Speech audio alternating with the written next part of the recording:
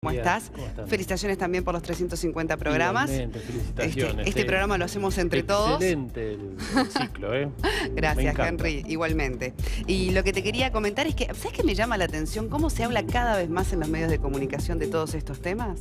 Sí, no solo de conspiraciones y lamentablemente también sino de vida guerras. Extraterrestre y demás. Sí, mira, yo ingresé a los medios hablando de estos temas hace 17 años. Y hace 17 años realmente sentíamos que había una gran dificultad para que se entendieran algunas cosas, ¿no?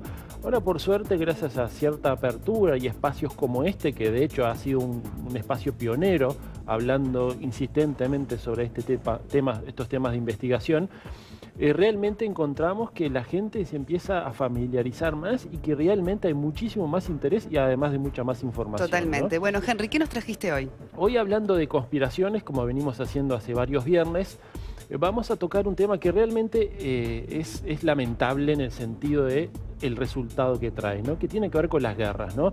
Nosotros nos estamos acostumbrando realmente a escuchar cada vez más, cada año que pasa, a que se vuelve a insistir sobre las guerras, los conflictos bélicos, sobre matanzas. Empezamos a acostumbrarnos de a poco a que existe una gran cantidad de números, empezamos a ver las muertes como números y empezamos a alejarnos más del factor humano. Vos decís que hay como una insensibilidad con respecto a lo que sucede cuando hay guerras. Exacto, en base simplemente a la repetición, ¿no? Vamos viendo cómo se empiezan a repetir este tipo de situaciones y tal vez ahí detrás hay un cierto interés, lamentablemente, que tiene que ver con esto. Vemos la situación actual. Actualmente vemos que hay una gran cantidad de conflictos en curso. Y de hecho hay una imagen. Acá tenemos el primer mapa que trajiste. Exactamente, ¿no? La cantidad de conflictos que hay en este momento, ¿no? Los más resonados en la actualidad tienen que ver con Ucrania, con la Franja de Gaza, con Siria, tal vez. Pero también hay otros que también corresponden a situaciones que parecen inconexas, pero en realidad tienen una conexión, ¿no? Aquí estamos viendo una imagen de lo que era hace 100 años atrás. Estamos cumpliendo los 100 años de lo que fue el inicio de la Primera Guerra Mundial. Totalmente. Que se conoció en aquel entonces como la Gran Guerra. Y vemos como habían bandos, ¿no? Bandos aliados, que sin embargo aparecían como conflictos puntuales, pero sin embargo se estaba gestando detrás dos bandos grandes, justamente que eran los aliados y la gran... el gran eje que terminó determinando la Primera Guerra Mundial. Y aquí estamos viendo la situación actual. Nosotros veíamos recientemente los conflictos puntuales que parecen inconexos, pero sin embargo esos conflictos puntuales dan lugar a estos bandos. Estamos viendo en rojo y en azul los dos bandos, y en rosado y en celeste los aliados o posibles aliados más menos firmes a esos bandos, pero sin embargo aliados políticos, ¿no? Nosotros estamos dentro de esos rosados que aparecen como aliados neutrales a ese bando rojo que tiene que ver con Rusia, Venezuela, Irán y los conflictos puntuales en curso, ¿no? Pero nosotros hicimos un informe dividido en dos partes, en donde vemos cómo a lo largo de la historia estos conflictos han generado cierto tipo de reacciones políticas y económicas, claro, que tal vez ahí detrás esté justamente los posibles intereses. ¿Sí? Pero totalmente, pero Rusia acaba de cortar todas las importaciones, justamente, o sea, vamos a verlo en el informe porque para no repetir los datos, pero son inevitables las consecuencias luego en lo que es la economía. Vamos a verlo, ¿te parece? Está, cómo no. Cuando vemos la situación política y militar en el mundo actual, fácilmente podemos notar una creciente agresión entre diferentes países. Muchos de estos conflictos parecen inconexos y asociados a temas locales. Pero muchos investigadores ven una conexión histórica que respondería a un interés mayor que estaría planificando una tercera guerra mundial. Pero ¿cuál es ese interés? ¿Y qué antecedentes hay?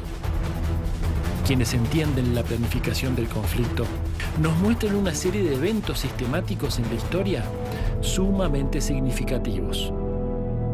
En 1945, luego de la Segunda Guerra Mundial, se decidió que el dólar se tomaría como moneda para la mayoría de las transacciones comerciales internacionales.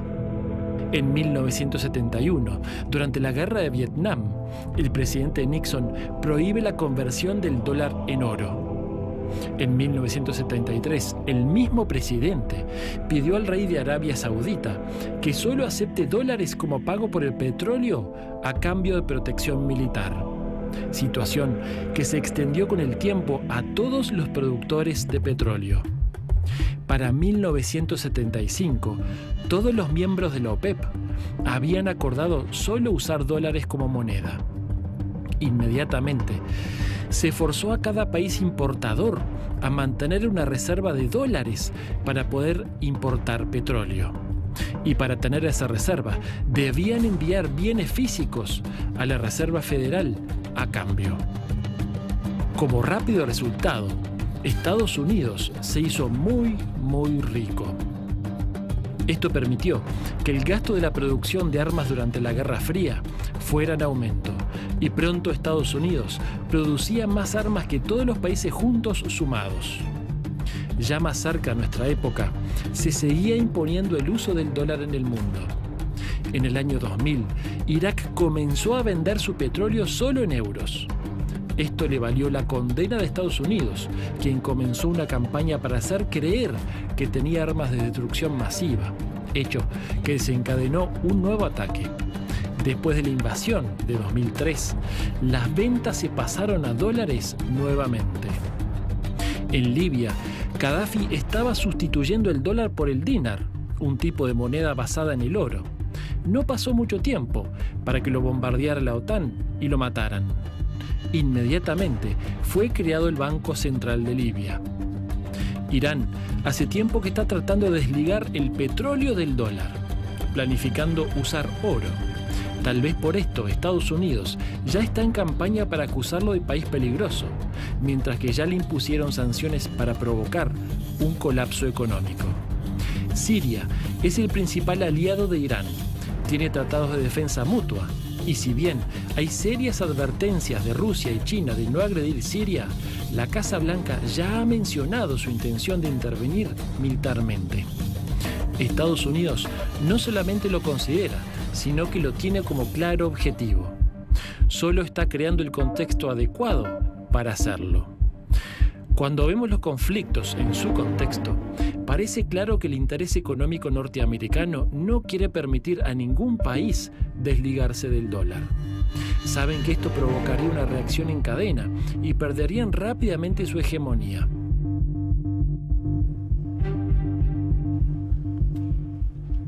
Bien interesante. Y hay una segunda parte del informe. Hay una segunda parte, sí. Lo que estamos viendo aquí, que aparentemente cada vez que se quiso desligar el dólar justamente del petróleo, ese país tuvo algún tipo de conflicto justamente con Estados Unidos o con la OTAN, ¿no?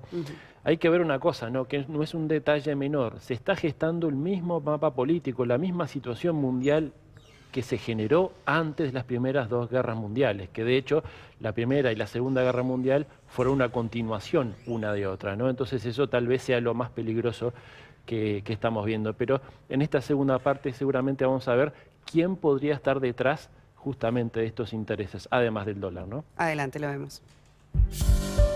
Todos podemos pensar que el tema termina en Irán, pero lamentablemente no es así. China y Rusia han advertido fuertemente que no tolerarán una invasión a Irán o Siria. Ellos saben que es la última oportunidad de no perder totalmente la hegemonía. Saben que si Irán cae, la única forma de evitar la dependencia de Estados Unidos es ir a la guerra directa. Pero ¿quién nos puso en esta situación? ¿Cómo llegamos al punto en que parece inevitable una tercera guerra mundial? ¿Cuándo se planificó esto? La decisión de invadir Libia, Siria e Irán no la tomó el presidente. Fue decidida mucho antes de la llegada de Obama. Entonces, ¿quién fue? A veces, la mejor manera de responder algo es mediante otra pregunta. Entonces nos preguntamos, ¿quién se beneficia? Desde 1913, la Reserva Federal de Estados Unidos toma decisiones continuas con respecto a las políticas de Estado. Son quienes imprimen billetes sin respaldo alguno. La Reserva Federal es una entidad privada dirigida por un conglomerado de banqueros más poderosos del mundo. quienes controlan esta institución buscan controlar los hilos del mundo. Para ellos, esto es un juego de ajedrez y nosotros las fichas. Quienes tienen el poder económico buscan una tercera guerra mundial para mantener el control global.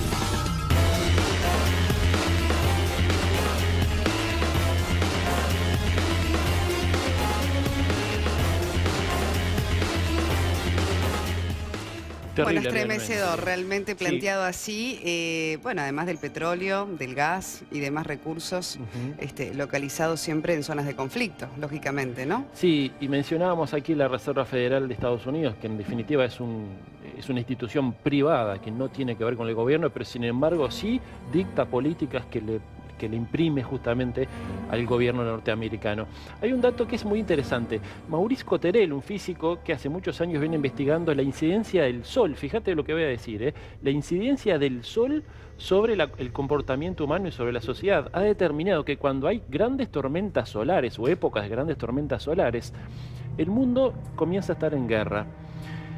Y justamente la NASA viene advirtiendo acerca de diferentes posibilidades de grandes tormentas solares que ya comenzaron hace un tiempito atrás, pero que irían en aumento en estos próximos años, cosa que podría estar también incidiendo. ¿Cómo explicás la incidencia, digamos, de esa tormenta solar en el comportamiento humano, en definitiva? Claro, tiene que ver con la alteración de los campos magnéticos de la Tierra y del propio ser humano, ¿no? Ya la ciencia ha determinado varias veces que cuando disminuye este campo magnético se genera cierto tipo de actitudes diferentes. Inclusive la ex Unión Soviética en sus astronautas lo probó varias veces, ¿no? Y decían que cuando bajaba a ciertos niveles se generaba una gran cantidad de agresividad. Como un desequilibrio energético, ¿no? En el organismo humano. Y psicológico, ¿no? Interesante. Hay otras teorías también que hablan de que estas ganas, lamentablemente, de hacer una tercera guerra mundial, implicaría el nuevo orden mundial, ¿no? Justamente que este orden mundial sería determinado ni más ni menos que por los grandes intereses económicos y que nosotros simplemente seríamos casi que esclavizados a través de implantación inclusive de microchips en cada uno de nosotros. Bueno, con todo esto nos vamos a la pausa, uno se queda pensando y además siente la impotencia Claro. frente a estas situaciones donde uno realmente se siente, como vos decías en el informe, una sola ficha de un juego mucho más complejo. Sí, y lo importante en todo esto es oponerse a toda costa a las guerras, porque no hay justificación para ningún tipo de guerra. Muy bien, Henry, hacemos una pausa.